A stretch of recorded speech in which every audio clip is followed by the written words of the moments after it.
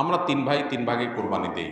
এক ভাইয়ের অবস্থা ভালো, তাই সে বেশিরভাগ টাকা দেয় আর আমরা অল্প কিছু পরিমাণ শরিক হই। তাহলে কি আমাদের কোরবানি আদায় হবে কিনা? এটা একটা গুরুত্বপূর্ণ প্রশ্ন।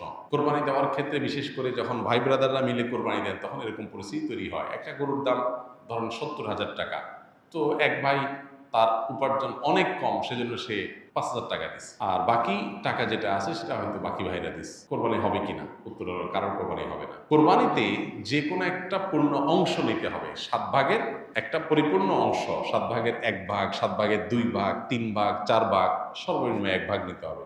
ভগ্নাংশ নেওয়া যাবে না। অর্থাৎ ১ ভাগেরও অর্ধেক নেওয়া যাবে না। ২ ভাই মিলে ১ ভাগ নিছে, হবে না। তখন সেটা গোশত খাওয়া হবে।